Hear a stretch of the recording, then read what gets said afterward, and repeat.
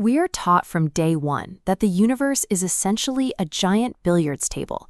Everything is made of separate, isolated pieces, from single atoms to individual human minds. In that worldview, any chaos, background noise, or random fluctuation is a glitch. It is an obstacle that we have to filter out to make the system work properly. But quantum mechanics breaks that model. In the double-slit experiment, individual particles move as if they possess specific information about the exact layout of their entire surrounding environment. Physicist David Bohm proposed an explanation for this anomaly, known as the implicate order.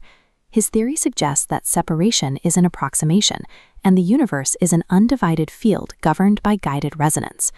These equations on the chalkboard describe Bohm's quantum potential, a mathematical derivation showing that particles follow definite trajectories rather than teleporting at random.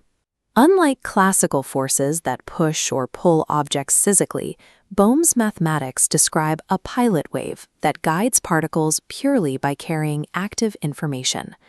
Think of the particle as the engine providing the energy for movement. The wave acts like a radar system, reading the environment and dictating the specific form of that motion. This creates a non-local system. Because the quantum potential depends on the curvature of the wave, a particle at one point remains sensitive to the form of its entire global environment.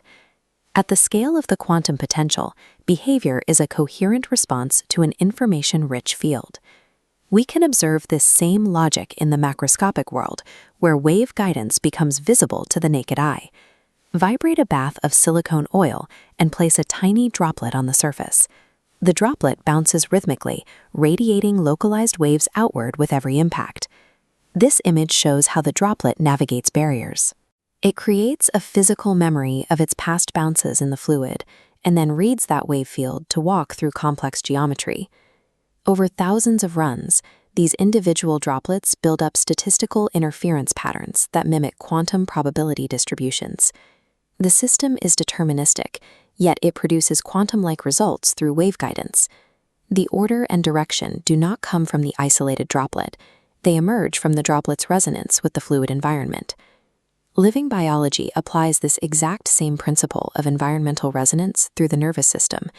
In a phenomenon called stochastic resonance, biological systems actually use background noise to help detect faint subthreshold signals.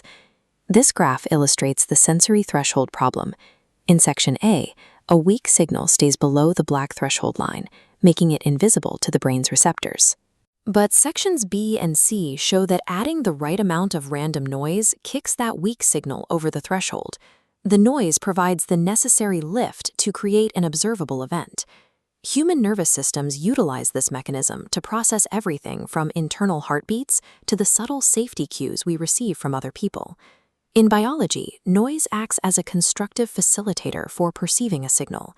The quantum potential, the walking droplet, and stochastic resonance are the same universal algorithm repeating across scales.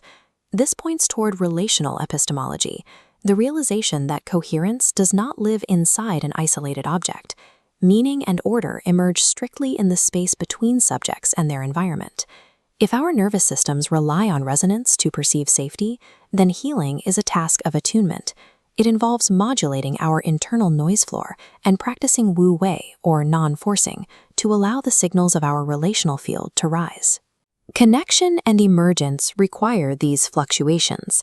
Every interaction is an opportunity to tune the field and participate in a reality that was never truly divided.